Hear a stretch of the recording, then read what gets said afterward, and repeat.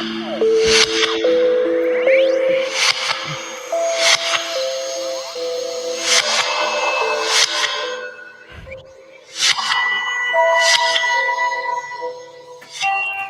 to episode 18 of Paranormal Unwrapped with Krista Raisa and Jack Roth. Krista is a channel for the Orion Council, Ascension teacher, and artist. Jack is an investigative journalist, author, and award-winning filmmaker. Check out J3 Films, Extraordinary This Eating, available on Amazon Prime and YouTube. In this segment, we are discussing movies that change the world, or the movies about the people who changed the world, to be more correct. But I didn't go to film school. Who went to film school around here? Comment in the chat. I did. Yeah. Really? I went to film school and good. Yeah, definitely want to see a lot of comments today. What was that like? This is a fun, film school was great. On University of Miami Film School, awesome time. I mean, just really, really great experience. But I mean, this is exciting. We figured it's Dr. Martin Luther King Jr. Day, and it's a holiday, so we were going to we had a pretty intense conversation on Friday with Vivian Chauvet, and so today we figured we'd have fun and talk about the impact of film and how films can, I look at it as not necessarily change the world, but really raise awareness. And to the people who, and things that had an impact on history and the world. And that could be ancient history. It could be current events.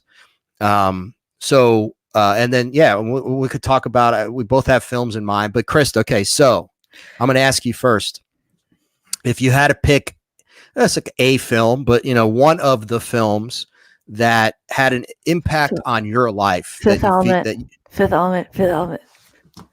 Element. Okay. All right. Well, let's talk about that. So what is it about? Let's talk about how Luc Besson gets the best musician on his movie, how he gets the top actors and actresses, how he channels that storyline. How does the ancient language come in? How do you invent the soundtrack? Okay, let's do it. And just for people who, Mila Jovovich is in that, and I think they were married or still might be married. Her and Luc Besson, I'm not sure. But Bruce Willis stars. Corbin Dallas. Yep. And there's also some good. I consider Chris. Oh yeah, that's right. He was great in that. Gary Oldman. Oh my God. How can I forget Gary Oldman? He is awesome. Gary Oldman, who, by the way, we will talk about later as well, because he's in one of probably my top film that changed my life. Gary Oldman was also in. Oh, so there's a common thread. JFK. But we'll talk about that in a minute. Let's talk. I want to talk about Fifth Element, because that really, honestly, it's one of the better science fiction movies ever made. It was really good.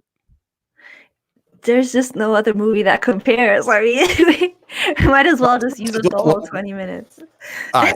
No. Well, let's talk about why it affected you the way it did. All right. Besides the off-planet sounds and outer space sounds, and which you connect with. Yes, for some reason. The ideas that are in science fiction, not sci-fi, science fiction, that comes from SF, which is science fiction literature. And that all began with H.G. Wells' Time Machine, early 1900s. People, you have to remember, people went from horse and buggy to outer space, with the exception of the stuff we've been lied to about, colors of Mars being fake and so on. But anyway, for the average person and the average millennial looking at the world in the 90s, you see this guy in a sailboat selling Chinese food floating in the air, and cops in levitation cars having McDonald's, and automated shower heads. People having, the president is black and he's combating this thing from outer space. You see women in these plastic mini skirts. You have a woman who is the whole point of the film, and I can't ruin the story but everyone knows the story. And just you could give it away. Everyone, that's an older film. Well, let me ask you this: how old were you the first time you saw it? 11. Ooh, okay. Awesome. Love it. Yeah. Where Yeah, did you that's an first see it? impressionable. Yeah. Probably in my 20s. When it came out in the 90s. Mm-hmm. At the movie theater. So, yeah, so I At was the in my 20s. Blockbuster when they had Yep. VHS tapes. And Bruce Willis was huge, obviously, Yeah. and Mila Jovovich was always exciting to watch. I mean, she has such a presence about her, and like you mentioned, Luc Besson, he's just a good director. I mean, look, all filmmakers make clunkers every now and again. Joan of Arc I kind of liked it because it was her and him. Mhm. But I think it didn't do what I'm sure if he could do a do-over, he might on that one. It's hard. Some stories are hard to tell, but what was and this is, I honestly, I can't remember this. What was the premise of The Fifth Element? Was that he had to protect this girl or something? Or Yeah, she said only life matters. So her job was to protect the world, and his job was to protect her. And okay. He's also learning. So it is a love story Yeah. as well. Yeah.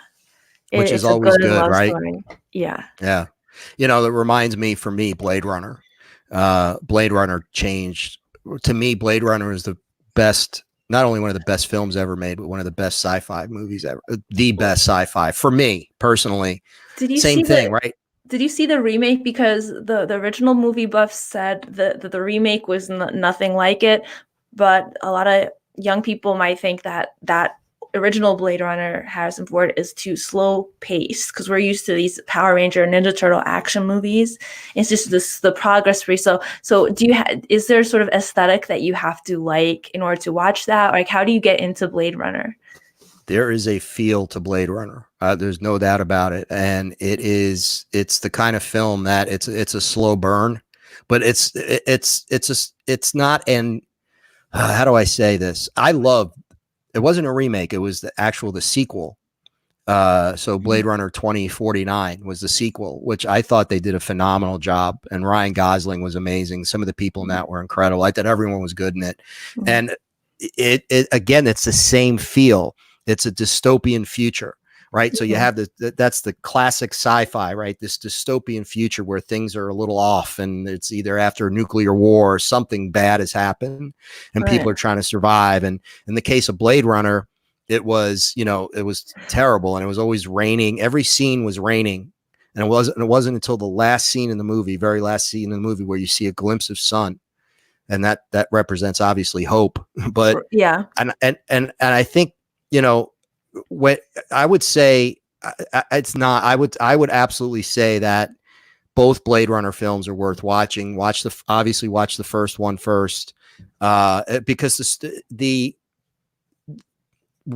message in the film is brilliant.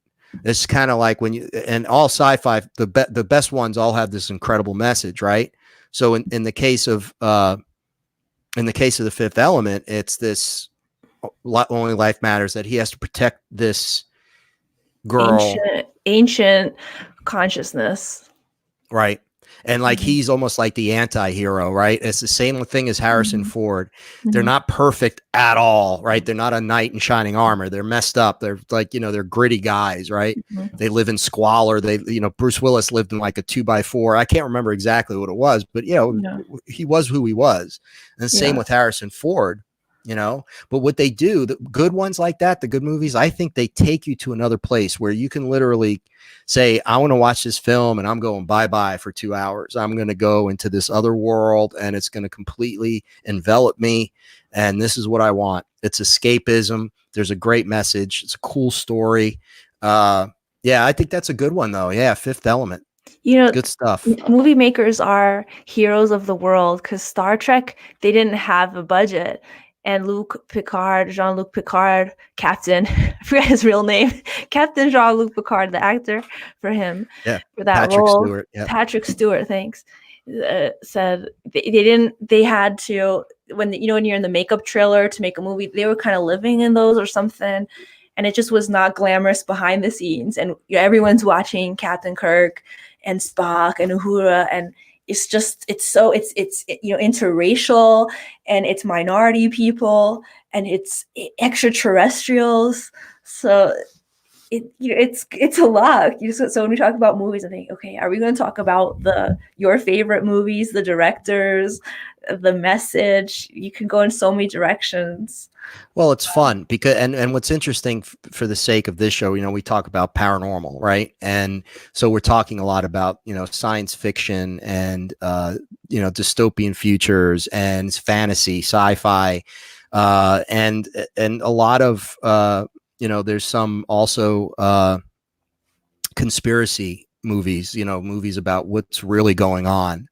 And then you have your obvious ET films, some better than others. I don't know what your favorite, let's say, ET film is, but I know what mine is. And again, this probably shows. Go ahead, you go first. No, you go. For me, it was Close Encounters, and the reason why of the third kind, correct. And I think the reason was, first of all, you're at that age in the 70s where I was those are my formative years. You're young, you're a little kid, and you're like, wow. And you're just like learning about stuff. And I love that movie because it showed ETs in a very, not a ridiculous light. Right. So it was like, oh, this is, and it was based on a lot of encounters people were having in the 60s and 70s where they were seeing lights in the sky, and Betty and Barney Hill had been abducted. So people knew that people were being abducted. People knew that, they were seeing strange lights in the sky and they didn't really know what it was. So for that to just that I think that's one of Spielberg's best films. And of course, again, Richard Dreyfuss was amazing in it. But it was a great story. And it was just like, and he never felt at home living on this planet. And I think there's a lot of starseeds out there who can relate to that, where it was kind of like he had a horrible marriage. He was not connected to his family. And he felt more connected to this. This was his purpose. This was his destiny. And when he goes on the ship at the end to go and learn and discover this new world, wherever that might be, that was powerful, man. Powerful, good stuff. Did you see First Contact with Jodie Foster? Yeah, that was, I love, well, Contact. Yeah. Yep. Beautiful. Yeah. That was a great movie. That was interesting because of the way they kind of portrayed what could be. But what was Matthew McConaughey? Let's not even talk about Matthew McConaughey. Sorry, there's nothing to do with the topic. Well, what's your favorite? What's your sci-fi? What's your and all listeners too? If you chime in, what's your favorite sci-fi film? Matrix. Hello, I thought everyone would be in the comments going Matrix. Talk about the Matrix. Matrix, yeah. All three, or one in particular, or Matrix 1. I mean, Matrix 1. Just when Trinity showed up in the jacket, I don't know, was it when Morpheus said something? And I seen it. I see that's like, I don't want to go into the actors and actresses because they're so incredible. Let's stick with the whole entire movie. But the Wachowski, Lana, they did Sense8 on Netflix. You can't even talk about it. Matrix is based on what's her name? She wrote the book and she won in court. She won the rights. That was her story. I blogged about it. Sorry, it was just based. A sister, African American sister, wrote the book, and she won the rights to that. But incredible about dimensional reality and how people are asleep to wake people up to what's really going on. It's a very dramatized metaphor. He's stopping bullets and stuff like that, and they're bending backwards, but in a sense, there's always truth to these type of teaching, right? I talk about the Yogic City a lot on this YouTube channel because these are the quote unquote supernatural abilities that have been observed in people. I've seen, my partner was just practicing telekinesis in the kitchen on this piece of paper under a glass. And anyways, and so movies that get you to see yourself or your own potential or the world, to me, pretty world changing. You remember Waterworld with Kevin Costner? That was pretty out there. That would be something. And it all comes for sure.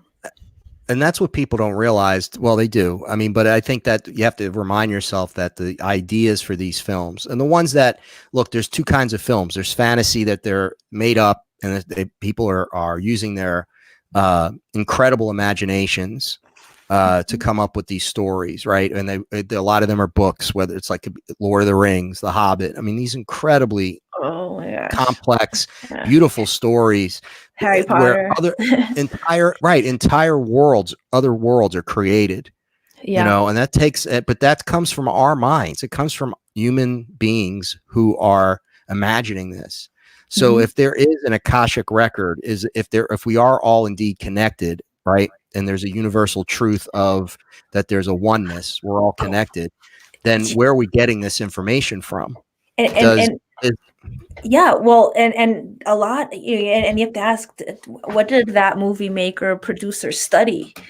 Because there's this movie no one knows about that came out in the 40s called The Egyptian. It was one of those, yeah, those sort of glamour looking, but it's based on a book by Mika Waltari with a W, Waltari, and the book was written in 1850. It's a very famous book, Sinuhet, the Egyptian. All Finnish people know about it, all 6 million of them. And I read that book and I saw that movie, and but the author said this golden being appeared to him when he was living somewhere in the woods in Finland, 1800s, and it was like, I'm going to tell you my story. My name's Sinuhet. I worked as a doctor in ancient Egypt, and he explained that for 2 weeks he only left the house. He was in this wooden cabin in the woods, and he only left his house to poop and to eat. That's how much he had to document and transcribe. So in 2 weeks, this is 1,000-page book where he talked to all kinds about like the drilling of the skulls, to take out brain matter, and like prostitution in Egypt, and like and people, how artisans lived in their homes, and the types of merchants along the Nile. It's just fascinating. I never heard of that movie. Yeah. And he said he was downloaded with this information. He said he saw the being in front of him appear and said the dictate to him was like a golden apparition of a spirit guy of an ancient Egyptian doctor. Wow. Well, Yeah. that's again what inspires creative people to do creative things. Well, what inspires someone to write a screenplay, to write a book that's eventually turned into a film, Yeah. and that's, again, it's the creative process. But there's something when films are powerful and they get to people, when people come out of theaters, or these days more, they're at home watching on TV or on their iPad or on their phone, whatever, but they're still watching it, and it's affecting them, right? It's making for me, it's all about making you think. And we approach our documentaries that way. Now, documentary filmmaking is different, because with the documentary, obviously the goal is to document a compelling event in real life that's happening, right? That happened, or is, there's this compelling story that people usually don't know about, and we want to get it out there to raise awareness, right? So that obviously is the goal. With regular films, it's also, it could be to raise awareness, but sometimes they're not. They could be comedies. There's a lot of movies that are pure entertainment. Absolutely pure entertainment value, but there's messages usually behind a lot of these films, especially sci-fi, and it's people, I think, the way humanity views the future in that particular time period. So if you look at a sci-fi film that was made in the 40s, it's going to be different than a sci-fi film made today, because of what we know now that we didn't know then. And how many so I are, think that, how many are actually based on a sci-fi, but not telling you it is, they're saying, oh, this is just a story. And then it gets put in a fantasy category, but it actually happened. There was this, just remembering subcultures in Finland. And when you're in college, you get to watch a lot more films. It seems you have more time to do that. But all of the guys in the hip hop community were watching this one called The Princess Bride. And I know this isn't necessarily paranormal, but there must have been a message, because I thought it was like one of those Robin Hood Men in Tights sort of Celtic stories from the past. I'm like, why are all of you boys watching The Princess Bride? I didn't watch it, but if you think about The Dark Crystal that just came out by Jim Henson and Brian Froud's art, they have this message about the Skeksis, these sort of bird-looking reptile, oozy face goblins that were controlling all of the gelflings and the ones that were these little podlings. And Brian Froud, supposedly, he says he saw into the pharaoh. And I know you're not into fairies, but he said he saw them. And if you think about the crystal in the story of ancient Atlantis and how the giant crystal exploded and so on, these dudes are worshiping the dark crystal, that's why it's dark. They're putting all this dark energy into it to manipulate everyone. And it's this group of 12, and they're just getting really crackly and falling apart. It's like, why do you guys try to keep living? Because the sages were expelled to this land. They had this ancient war, and then they were living in peace. Anyway, it's great. It's on Netflix. Okay. Well, no, and it's not like I'm not into I hold off on my opinion about fairies. I just don't know what they are. I don't know if I just don't know if I can go there. It's like talking about unicorns. To me, it's like, well, I don't know. Unicorns, there is stuff out there that is pure myth. I'm not saying fairies are, but there is a mythology to the way we humanity, right there. I mean, no, because and it's so funny because every show you bring up fairies at one point or another. I'm like, there it is again, there it is. Right, so and I don't say anything, but then you're like, oh yeah, I know you don't like fairies. Well, fairies are going to be pissed off at me. It's not like I don't like fairies. I've never met one. I don't know. Just go into the fairy ring. Just to go, because I'll tell you, I have an answer to unicorns too. But so based on now theosophical texts of 1904 explain the graveyard hauntings and phenomena of graveyard, which includes rock throwing, which are the little fairy guys that live on the graves of the ghosts. But supposedly in Hindu goddess teachings, Shaktism explains that there are dimensional layers where it just appears over the bad guys are closer to Earth. They have more access to Earth. But in the higher level, you have these divas. So those are kind of like evolved fairies. Anyway, the unicorns I hear come from the 7th dimension. But that's all I know about unicorns. I don't know anything about that. I don't know any. There's the last unicorn movie. Yeah. Oh yeah, so I can see that. I can see that there's an interdimensional. I could buy that now, where I couldn't have 10 years ago because I didn't know enough. I wasn't exposed enough to the idea of interdimensional beings and different dimensions, and because the idea that Bigfoot is interdimensional would explain a lot, right? Why do people see these strange creatures, but we can never catch one, or it's just strange circumstances surrounding the every time that there is a sighting. And I know people have seen things that they describe as fairies, or they describe as. I've never heard anyone saying they saw a unicorn, but I'll reserve judgment on that. What's her name? The lady who found the Andara crystal. It's this blue. It looks like glass, but the lady who found these Andara crystals that were really popular around 2012. She said she saw the unicorn. And the unicorn started digging in the ground, and she was like, "Wow, let me go follow that unicorn." Started digging and found these blue stones. Now, supposedly that's how Ormus was found, just digging in the ground. Okay, we just like digging in stuff. Where was she? Michigan, India, yeah, probably. And also, was she on psychedelics? I mean, what was her condition? Not sure. Yeah, I mean, yeah, I have to have a talk with this lady. Maybe we'll have her on the show. And Donna crystals. Yeah. No. Look, man, I'm as open-minded as they get. You know that. There's good crystals. There's bad crystals. I mean, what there's something to everything. It's all about energy, right? But so I have a question for you, because I know we're trying to keep it short today, but you were mentioning before the show some of these Saving Private Ryan, Schindler's List, a lot of movies about the war, processing the war. What was your honest opinion on the earliest Superman? And was that a response to that sort of like a healing for people? Do you think the Marvel movies are channeled? I'm curious what you thought of that. That's interesting story. So like as far as the like Superman movies? Yeah, Clark Kent. Or the first one? Right. Yeah, Wonder Woman, obviously. Or even the TV show. But I don't know. I mean, obviously Wonder Woman was World War II was part of that whole story.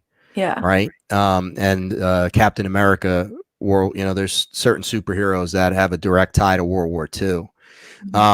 Yeah, I would think that as far as Americans are concerned, it's shows that came out in the late 40s and the 50s and even the 60s, well, let's say early 60s.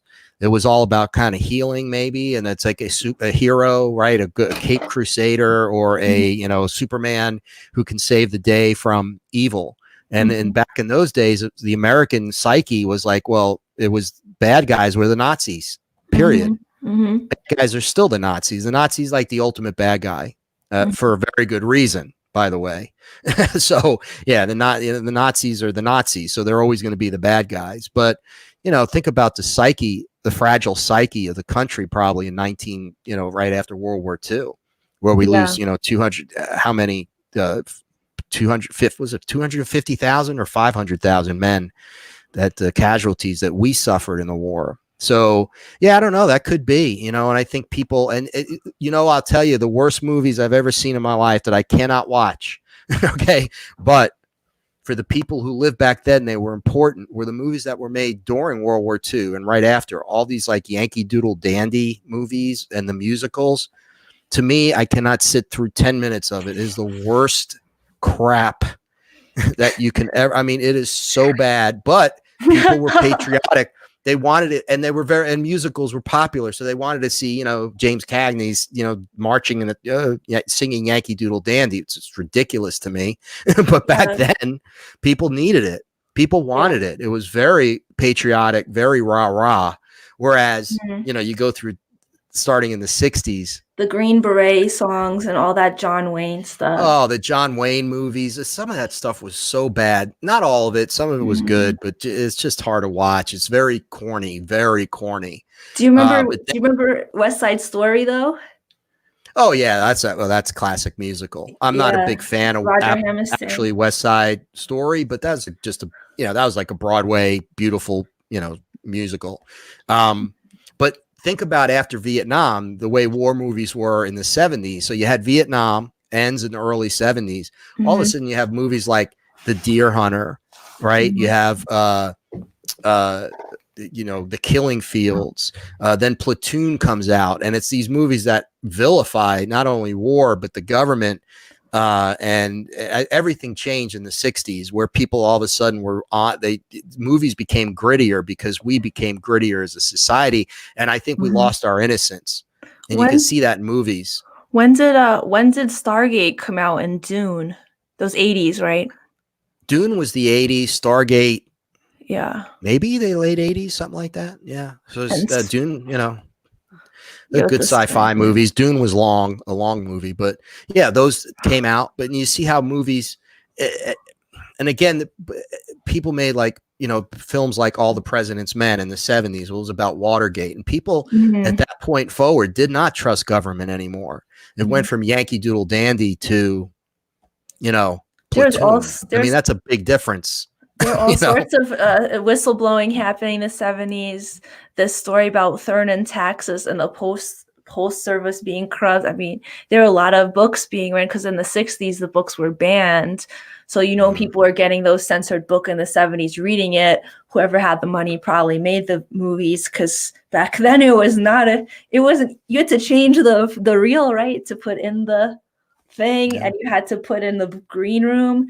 You couldn't just upload it with your phone. Now they're making movies with your smartphone, but back then you had to push a million buttons just to edit something. Crazy stuff. Yeah, and very few people could do it, which is the good thing about technology is there's a lot of good filmmakers now that wouldn't have been able to make films 20, 30 years ago, but they're having an opportunity to. That I would say we're a part of that category. Because it didn't cost $10 million to make a documentary. We could have made it. We made it on our first one on a very low budget, the Stan Romanek one. And that was, that was the kind of thing where we had, but we were able to do it. And then because of all the Netflix and the Amazon Prime and all these mediums, the film was able to be distributed in these ways. It didn't have to be a theatrical release. Whereas 30 years ago, you had to make film with film on and do it, the filmmaking process, which is extremely expensive. And then you had to distribute it in that way. It was movie theaters. Where else were people watching movies? You know, it was either Yeah. it was either the theater or on a handful of stations on TV. I don't even remember where I found that, but I went to his website to download and just told all my friends, like, my friends, we have to watch this, the world's most documented case on extraterrestrials. And I remember I get so mad because two of my friends were in this denial, like they were all talk about, yeah, ETs and so on. And I think they got scared. I think they got Yeah. scared when you see the thing. But people, Yeah. like the young people, you guys have to know that they've been showing photos to American students since the 70s, pictures of Roswell. My uncle saw him in school. That's the music, guys. We're wrapping this up, but we'd love to hear in the comments what sort of movie you think influenced the world, or what was the storyline? Was it the person that did something later? Especially if it's relating to the paranormal. You guys, we're going to be having more Star Seeds on the show this Friday, and on Monday, a really nice surprise for the Star Seeds. So thanks so much for sharing your film school experience, Jack. We appreciate you. No, it was my pleasure. That was fun. And you guys check out The Seeding, check out J3 Films, check out my online school, and we'll see you next time. Bye.